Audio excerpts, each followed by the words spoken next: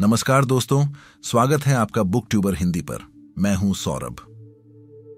जितना ज्यादा तुम अच्छा बनने की कोशिश करोगे, उतने ही ज्यादा खतरनाक बन जाओगे। हमें तो यही सिखाया गया है कि कोशिश करने वालों की हार नहीं होती। मेहनत करो, पसीना बहाओ, दुनिया जीत लो। लेकिन क्या आपने कभी रुककर सोचा है कि इस लगातार कोशिश करने की कीमत क्या है? हम सब एक दौड़ में हैं, खुद को बेहतर बनाने की दौड़, ज्यादा सफल, ज्यादा खुश, ज्यादा ज्ञानी बनने की दौड़। हम किताबें पढ़ते हैं, सेमिनार में जाते हैं, मोटिवेशनल स्पीकर को सुनते हैं, अपने शरीर को तोड़ते हैं, अपने दिमाग पर बोझ डालते हैं, और अंत में हमें क्या मिलता है? एक थका हुआ शरीर, एक बोझिल दिमाग और एक बेचैन आत्मा।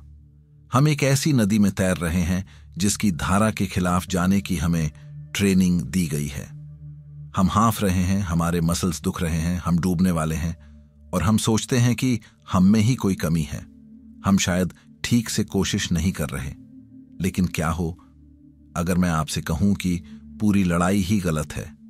क्या हो अगर मैं कहूं कि मंजिल तक पहुंचने का रास्ता नदी के साथ बहने में था, उसके खिलाफ लड़ने में नहीं? आज हम एक ऐसे ज्ञान के समंदर में गोता लगाएंगे जो हजारों साल पुराना है, लेकिन आज की हमारी जली भुनी जिंदगी के लिए किसी दवा से कम नहीं। हम बात करेंगे लाओ त्सु की, ताओवाद, टाओइज्म की, और उस कला की जिसे दुनिया भूल चुकी है। कुछ न करने की कला या कोशिश न करने की कला, जिसे वू वेई कहते हैं। और मैं आपको चेतावनी देता हूं, यह सिर्फ एक किताबी ज्ञान नहीं है। यह एक ऐसा सच है जो आपके दिमाग के सारे तार हिला देगा। यह आपकी जिंदगी देखने का नजरिया हमेशा के लिए बदल सकता है। तो अपनी सारी धारणाओं को, अपने सारे नियमों को, अपनी सारी कोशिशों को कुछ देर के लिए दरवाजे पर छोड़कर आइए, क्योंकि हम उस रास्ते पर चलने वाले हैं जहां मंजिल पर पहुंचने के लिए दौड़ना नहीं, ठहरना पड़ता है। लाओ त्सु ने एक बहुत गहरी बात कही थी। जो लोग हमेशा पंजों पर खड़े होकर ऊंचा दिखने की कोशिश करते हैं, वो कभी मजबूती से खड़े नहीं हो पाते। जो लोग बिना सोचे भागते हैं, वो दूर तक नहीं जाते, और जो दूसरों को मात देने की कोशिश करते हैं, वो खुद अपनी रोशनी को बुझा लेते हैं।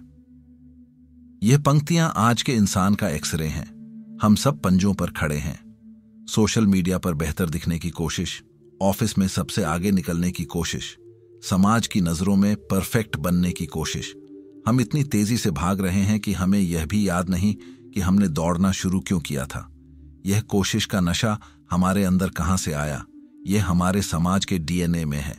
स्कूल में हमें सिखाया जाता है, टॉप करो, कॉलेज में अच्छी नौकरी पाओ, नौकरी में प्रमोशन लो।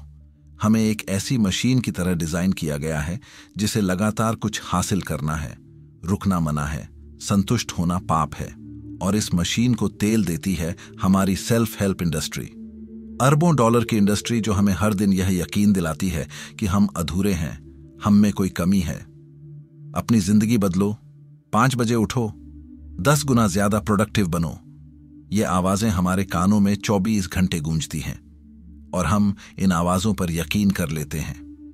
हम अपनी नींद कुर्बान करते हैं, अपने रिश्ते दांव पर लगाते हैं, अपने मन की शांति को बेच देते हैं, सिर्फ इसलिए ताकि हम कुछ बन सकें। एलन वॉट्स, जिन्होंने पश्चिमी दुनिया को पूर्वी दर्शन से मिलाया, उन्होंने इसे बहुत खूबसूरती से समझाया।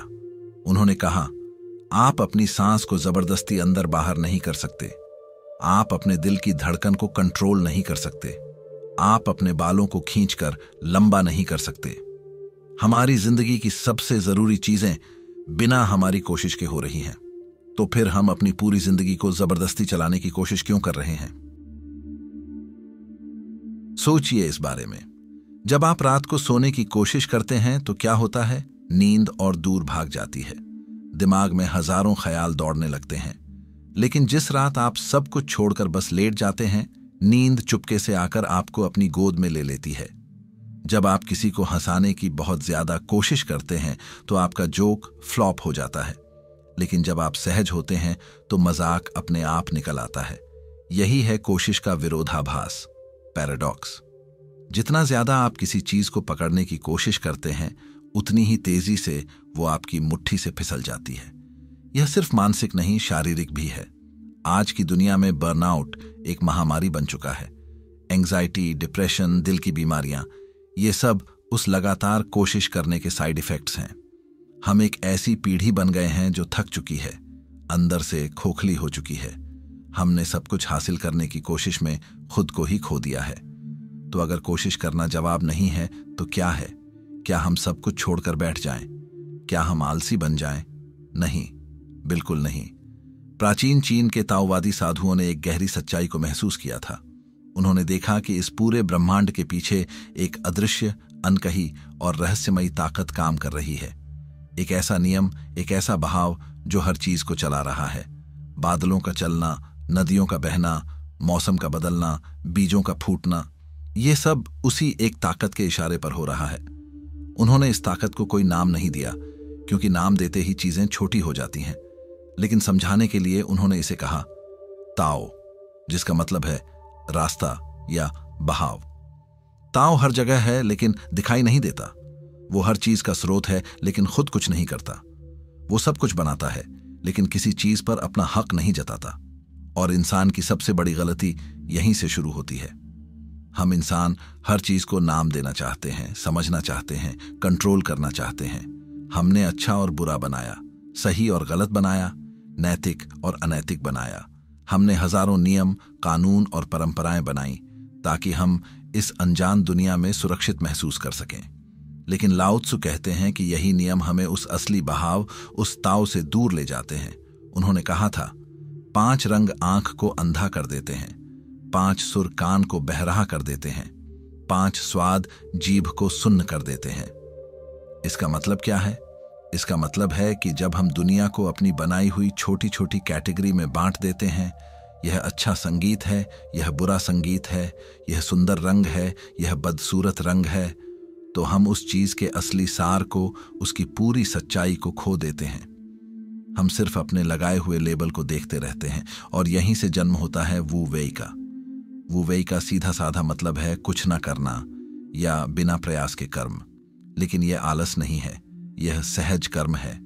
यह उस ताओ के साथ, उस प्राकृतिक बहाव के साथ इतनी गहराई से जुड़ जाना है कि आपके काम अपने आप होने लगे, बिना किसी जोर जबरदस्ती के, बिना किसी थकान के। यह है वू वेई। आज की हसल कल्चर हमें सिखाती है कि दीवार को अपनी ताकत से तोड़ो। वू वेई सिखाता है कि दीवार के बगल से दरवाजा ढूंढो या बस इंतजार करो जब तक दीवार खुद ही कमजोर ना हो जाए। एक है जबरदस्ती, दूसरा है सहजता, एक है अहंकार, दूसरा है समर्पण। एक में आप दुनिया को बदलने की कोशिश करते हैं, दूसरे में आप दुनिया के साथ बहना सीख जाते हैं। एलन वॉट्स ने कहा था, मैला पानी सबसे अच्छी तरह तब साफ होता है जब उसे अकेला छोड़ दिया जाए। हमारी जिंदगी, हमारा दिमाग भी उस मैले पानी की तरह है। हम उसे जितना हिलाने की, साफ करने की कोशिश करते हैं, वो उतना ही गंदा होता जाता है। लेकिन जब हम रुक जाते हैं, ठहर जाते हैं, तो सारी गंदगी अपने आप नीचे बैठ जाती है और पानी क्रिस्टल क्लियर हो जाता है। यह है वू वेई की ताकत, यह कोशिश ना करने की कला है। तो हम अपनी जिंदगी में कहां सबसे ज्यादा बेवजह की कोशिश करते हैं? 3 ऐसी जगहें हैं जहां हम अपनी सबसे ज्यादा ऊर्जा बर्बाद करते हैं और बदले में हमें सिर्फ दर्द और निराशा मिलती है। पहली खतरनाक कोशिश, दुनिया को सुधारने की जिद। यह सुनकर आपको अजीब लगेगा, लेकिन एलन वॉट्स ने कहा था, समाज में सबसे ज्यादा गड़बड़ अच्छे लोग ही करते हैं। क्यों? क्योंकि वो अपनी अच्छाई की परिभाषा को पूरी दुनिया पर थोपना चाहते हैं। वो दुनिया को बदलना चाहते हैं, उसे सुधारना चाहते हैं, बिना यह समझे कि उनका सुधार किसी और के लिए बिगाड़ हो सकता है। इतिहास गवाह है। कम्युनिज्म को देखिए। कागज पर कितना सुंदर सपना था, बराबरी, कोई गरीब नहीं, कोई अमीर नहीं, सब मिलकर काम करेंगे और फल बांटेंगे। लेकिन इस अच्छे विचार को जमीन पर उतारने की कोशिश में क्या हुआ? करोड़ों लोगों की जानें गईं, इंसानी आजादी छीन ली गई और इतिहास के सबसे क्रूर तानाशाही शासन बने। सपना अच्छा था, लेकिन उसे जबरदस्ती लागू करने की कोशिश ने उसे एक भयानक दुखस्वप्न में बदल दिया। ताओवाद के एक और महान गुरु झुआंगजी ने एक कहानी सुनाई। यान हुई नाम का एक शिष्य अपने गुरु कन्फ्यूशियस के पास आया। वो बहुत जोशीला और आदर्शवादी था। उसने कहा, गुरुजी, मैं वेई राज्य में जा रहा हूं। वहां का राजा बहुत क्रूर और बेपरवाह है। वो अपनी प्रजा का खून चूसता है। मैं उसे सुधारना चाहता हूं, उसे नैतिकता और सदाचार का पाठ पढ़ाना चाहता हूं। कन्फ्यूशियस ने उसे देखा और गहरी सांस लेकर कहा, बेटा मत जाओ, तुम आग में घी डालने जा रहे हो। उन्होंने समझाया, जिस इंसान का दिल पहले से ही बंद हो, उसे तुम बाहर से बदलने की कोशिश करोगे तो वो तुम्हारी दलीलों को अपने ऊपर हमला समझेगा। वो तुम्हारी नीयत पर शक करेगा। तुम उसे बदलने में कामयाब नहीं होगे, बल्कि तुम उसकी नफरत का शिकार बन जाओगे और शायद अपनी जान भी गंवा बैठोगे। किसी को उसके मन के खिलाफ बदलने की कोशिश करना सबसे बड़ी मूर्खता है। लाओ त्सु ने तो साफ साफ कहा था, अगर तुम दुनिया को काबू में करने की और उसे संवारने की कोशिश करोगे तो तुम नाकाम हो जाओगे। दुनिया एक पवित्र बर्तन की तरह है, उसे छेड़ा नहीं जा सकता। जो उसे छेड़ने की कोशिश करता है वो उसे बिगाड़ देता है, जो उसे पकड़ने की कोशिश करता है वो उसे खो देता है। आज सोशल मीडिया पर देखिए, हर कोई दूसरे को सुधारने में लगा है। हर कोई अपनी विचारधारा, अपनी नैतिकता का झंडा लेकर घूम रहा है। और इसका नतीजा क्या है? ज्यादा नफरत, ज्यादा बंटवारा, ज्यादा शोर। हम दुनिया को सुधारने की इतनी कोशिश कर रहे हैं कि हमने जीना ही छोड़ दिया है। दूसरी खतरनाक कोशिश, खुशी का पीछा करना। यह हमारी जिंदगी का सबसे बड़ा धोखा है। हमें लगता है कि अगर हमारे पास ज्यादा पैसा होगा, ज्यादा शोहरत होगी, एक बेहतर पार्टनर होगा या ज्यादा ज्ञान होगा तो हम खुश हो जाएंगे। और हम इन चीजों के पीछे पागलों की तरह भागते हैं। लेकिन ताओवादी कहते हैं कि खुशी कोई मंजिल नहीं है जिसका पीछा किया जाए। खुशी तो एक सह उत्पाद, बाय प्रोडक्ट है, जो तब मिलती है जब आप पीछा करना छोड़ देते हैं। जब आप किसी लक्ष्य को हासिल करते हैं, मान लीजिए आपने एक नई कार खरीदी जिसका सपना आप सालों से देख रहे थे। आपको कितनी देर की खुशी मिलती है? एक दिन, एक हफ्ता, एक महीना। उसके बाद वो कार सिर्फ एक चीज बनकर रह जाती है और आपका दिमाग एक नए लक्ष्य, एक नई खुशी की तलाश में निकल पड़ता है। इस चूहे दौड़ को हेडोनिक ट्रेडमिल कहते हैं। हम भागते रहते हैं लेकिन रहते वहीं के वहीं हैं, और इस दौड़ में हमारा शरीर और दिमाग पूरी तरह निचोड़ जाता है। ताओवाद कहता है कि सच्ची खुशी बाहर की चीजों को पाने में नहीं है, बल्कि अंदर के शोर को मिटाने में है। लाओ त्सु कहते हैं, अपने दिल को पूरी तरह खाली कर दो, अपने मन को परम शांति में स्थिर कर दो। यह है असली खुशी का रास्ता। जब आपका मन शांत होता है, जब आपकी इच्छाएं और महत्वाकांक्षाएं आपको दौड़ा नहीं रही होती, तब आप उस पल में मौजूद होते हैं, और उसी मौजूदगी में बिना किसी कारण के एक गहरी शांति और आनंद का अनुभव होता है। इसे ही दिल का उपवास, फास्टिंग ऑफ द हार्ट कहा गया है। हम शरीर का उपवास तो रखते हैं, लेकिन असली जरूरत दिल और दिमाग के उपवास की है, इच्छाओं से, विचारों से और कोशिशों से उपवास। तीसरी खतरनाक कोशिश, कुछ और बनने का संघर्ष। यह शायद सबसे गहरा और सबसे दर्दनाक संघर्ष है। हम जो हैं उसे स्वीकार न कर पाना। झुआंगजी एक और खूबसूरत कहानी सुनाते हैं। एक सेंटीपीड, 100 पैरों वाला कीड़ा, एक सांप को बड़ी आसानी से रेंगते हुए देखता है और उसे जलन होती है। वो सांप से कहता है, मेरे पास 100 पैर हैं, फिर भी मैं तुम्हारी जितनी तेजी से नहीं चल पाता। यह तो अन्याय है। सांप जवाब देता है, मैं तो बस अपनी प्राकृतिक बनावट के हिसाब से चलता हूं। फिर सांप हवा को उड़ते हुए देखता है और उसे जलन होती है। वो हवा से कहता है, मैं जमीन पर रेंगता हूं, लेकिन तुम बिना शरीर के कहीं भी पहुंच जाती हो। हवा जवाब देती है, हां, मैं उड़ती तो हूं, लेकिन एक आंख या एक कान भी मुझसे ज्यादा स्थिर हैं, क्योंकि वो एक जगह टिक कर देख और सुन सकते हैं। ये कहानी हमें क्या सिखाती है? हर चीज अपनी प्रकृति में जैसी है वैसी ही परफेक्ट है, लेकिन इंसान अपनी शक्ल सूरत, अपनी आदतें, अपनी पहचान, सब कुछ बदलने में लगा हुआ है। क्यों? क्योंकि समाज, विज्ञापन और दूसरों की जिंदगियों ने हमें यकीन दिला दिया है कि हम काफी नहीं हैं। You are not enough. और यह एक ऐसा जहर है जो हमारी आत्मा को धीरे धीरे मार देता है। हम अपनी असलियत से इतना दूर भागते हैं कि एक दिन हम आईने में देखते हैं और हमें एक अजनबी नजर आता है। ताओवाद सिखाता है जीरान का सिद्धांत, यानी स्वाभाविकता, सहजता। आप जैसे हैं वैसे ही पूर्ण हैं।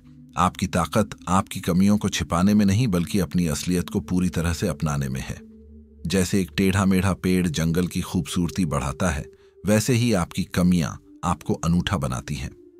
कुछ और बनने की कोशिश में आप अपनी असली ताकत खो देते हैं।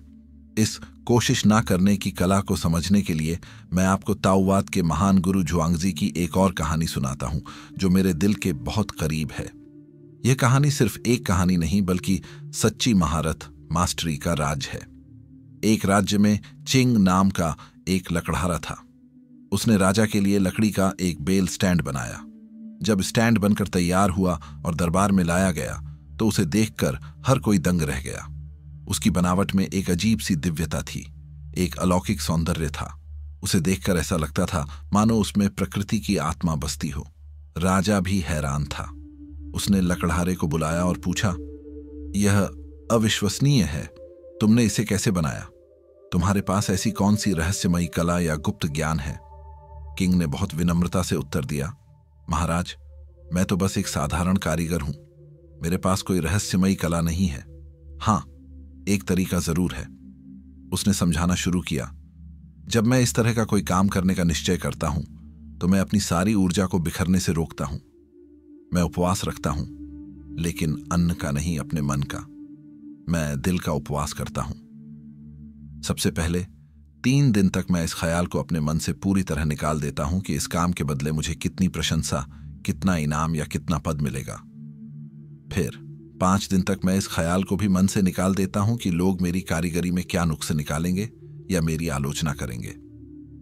और 7 दिन के उपवास के बाद, महाराज, मैं उस अवस्था में पहुंच जाता हूं जहां मैं अपने शरीर के होने को भी भूल जाता हूं। मेरे लिए मेरा अस्तित्व, मेरे हाथ पैर, सब कुछ गौण हो जाते हैं। उस क्षण में दरबार का कोई अस्तित्व नहीं रहता, राजा का कोई भय नहीं रहता। मेरी पूरी चेतना सिर्फ और सिर्फ लकड़ी के उस टुकड़े में समा जाती है जो मेरे सामने है। मेरी अपनी कोई पहचान नहीं रहती। मन की इस परम शांति की अवस्था में मैं जंगल में जाता हूं। मैं पेड़ों को देखता हूं। मैं सही पेड़ को ढूंढने की कोशिश नहीं करता। मैं बस तब तक घूमता रहता हूं जब तक एक पेड़ मुझे खुद अपनी ओर नहीं खींचता। मुझे उस पेड़ के अंदर उस बेल स्टैंड की छवि साफ साफ दिखाई देने लगती है, जो अभी बना भी नहीं है। बस उसके बाद मेरा काम बहुत आसान हो जाता है। मैं उस छवि का पीछा करता हूं और अपने औजारों से उस लकड़ी को तराश देता हूं जो जरूरी नहीं है। मेरा हाथ अपने आप चलता है। मैं नहीं, वो छवि ही मुझसे काम करवाती है। मैं तो बस अपनी प्रकृति को लकड़ी की प्रकृति के साथ मिला देता हूं। लोग समझते हैं कि यह कारीगरी मैंने की है, लेकिन सच तो यह है कि यह तो बस 2 प्रकृतियों का मिलन है। यह कहानी वू वेई का सबसे उत्तम उदाहरण है। लकड़हारे ने कोशिश नहीं की। उसने जबरदस्ती अपनी कला को लकड़ी पर नहीं थोपा। उसने खुद को रास्ते से हटा दिया। उसने अपने अहंकार को, अपनी इच्छाओं को, अपने डर को, सब कुछ शून्य कर दिया। और जब वो खुद खाली हो गया तो ब्रह्मांड की रचनात्मक ऊर्जा, क्रिएटिव एनर्जी उसके जरिए बहने लगी। यही सच्ची महारत है। चाहे आप एक कलाकार हों, एक खिलाड़ी हों, एक व्यवसायी हों या जीवन के किसी भी क्षेत्र में हों, जब आप परिणाम की चिंता किए बिना अहंकार को परे रखकर उस काम के साथ एक हो जाते हैं, तो जो सृजन होता है वो चमत्कारिक होता है। असली जादू करने में नहीं है, असली जादू खुद को होने देने में है। यह कहानी वू वेई का सार है। जो बहाव के साथ बहना सीख जाता है वो एक गहरी शांति को उपलब्ध हो जाता है। यह ज्ञान सिर्फ ताओवाद तक सीमित नहीं है। स्टोइक दर्शन में रोमन सम्राट मार्कस ऑरेलियस ने अमोर फाती की बात की, यानी अपनी नियति से प्रेम करो। जो हो रहा है उसे स्वीकार करो, क्योंकि ब्रह्मांड की योजना तुमसे ज्यादा बड़ी और समझदार है। ज़ेन समुराई योद्धा मुशिन का अभ्यास करते थे, यानी मन बिना मन, माइंड विदाउट माइंड। लड़ाई के मैदान में वो सोचने की कोशिश नहीं करते थे। उनका शरीर सालों के अभ्यास के बाद अपने आप सहज रूप से काम करता था। सोचना उन्हें धीमा कर देता। और 20वीं सदी के महान दार्शनिक जे कृष्णमूर्ति ने कहा था, सत्य एक पथहीन भूमि है। Truth is a pathless land. तुम किसी बने बनाए रास्ते पर चलकर, किसी गुरु की नकल करके या किसी किताब को रटकर सत्य तक नहीं पहुंच सकते। तुम्हें सारे रास्ते, सारी कोशिशें छोड़नी होंगी। दुनिया की हर महान बुद्धिमत्ता एक ही दिशा में इशारा कर रही है, छोड़ दो, बहने दो, जबरदस्ती मत करो। तो अब सवाल यह है कि हम इस वू वेई को अपनी जिंदगी में कैसे उतारें। यह सुनने में तो बहुत अच्छा लगता है, लेकिन हमारी भाग दौड़ वाली जिंदगी में यह संभव कैसे है? इसका रास्ता कुछ करने में नहीं बल्कि कुछ न करने में है। इसे अनलर्निंग या अनडूइंग का रास्ता कह सकते हैं। लाओ त्सु ने कहा था, ज्ञान की खोज में हर दिन कुछ जोड़ा जाता है, ताओ के मार्ग पर हर दिन कुछ छोड़ा जाता है। हमें और ज्यादा किताबें पढ़ने या और ज्यादा तकनीकें सीखने की जरूरत नहीं है। हमें अपनी उन आदतों, उन विश्वासों और उन तनावों को छोड़ने की जरूरत है जो हमने सालों से इकट्ठा कर रखे हैं। पहला कदम, कम करो, डू लेस। हमारी दुनिया ज्यादा की दीवानी है। ज्यादा काम करो, ज्यादा कमाओ, ज्यादा घूमो। ताओवाद कहता है, कम करो। अपनी ऊर्जा को उन चीजों पर बर्बाद मत करो जो जरूरी नहीं है। ना कहना सीखो। अपने दिन में खाली समय रखो जहां तुम कुछ भी कर नहीं रहे हो। जब आप कम करते हैं तो जो आप करते हैं वो ज्यादा बेहतर तरीके से होता है। आपकी ऊर्जा केंद्रित होती है। दूसरा कदम, मध्य मार्ग चुनो। Find the middle path. किसी भी चीज की अति खराब है। बहुत ज्यादा काम करना आपको तोड़ देगा और बिल्कुल काम ना करना आपको आलसी बना देगा। ताओवाद संतुलन का मार्ग है। अपनी हदों को पहचानो, अपने शरीर की सुनो। जब वो थक गया हो तो आराम करो। अपने दिमाग को जरूरत से ज्यादा मत खींचो। तीसरा कदम, खालीपन को अपनाओ। Embrace emptiness. हम खालीपन से डरते हैं। जैसे ही हमारे पास खाली समय होता है हम अपना फोन उठा लेते हैं, टीवी चला लेते हैं या कुछ ना कुछ करने लगते हैं। हम अपने दिमाग को एक पल के लिए भी शांत नहीं छोड़ना चाहते। वू वेई का अभ्यास करने के लिए इस खालीपन से दोस्ती करनी होगी। बस बैठो, अपनी सांसों को देखो, विचारों को आने और जाने दो जैसे आसमान में बादल। पकड़ो मत, लड़ो मत। यही दिल का उपवास है। इसी खालीपन में आपको वो शांति मिलेगी जिसकी आप तलाश कर रहे हैं।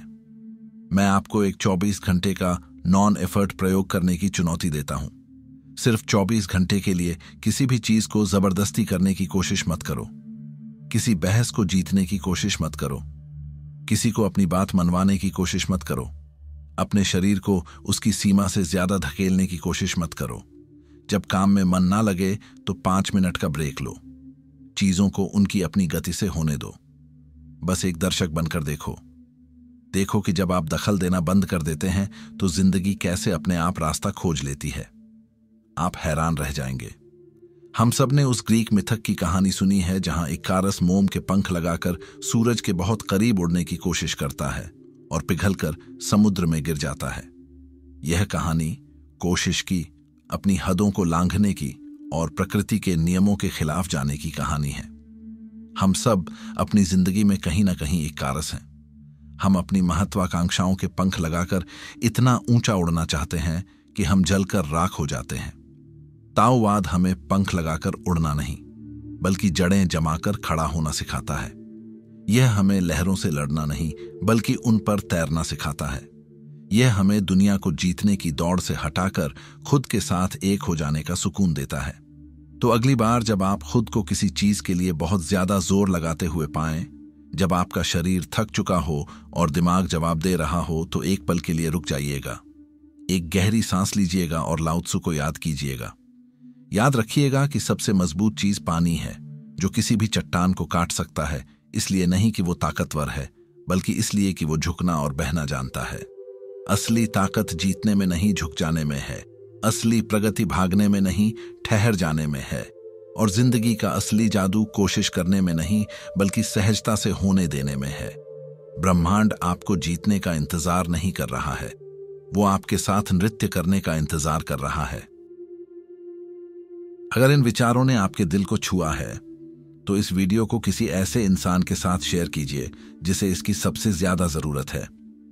और बुक ट्यूबर हिंदी को सब्सक्राइब करना ना भूलें, क्योंकि हम ज्ञान के ऐसे ही गहरे समंदर में गोते लगाते रहेंगे। अगले वीडियो में हम अनलर्निंग की कला पर और भी गहराई से बात करेंगे। तब तक कोशिश करना छोड़िए और जीना शुरू कीजिए। धन्यवाद।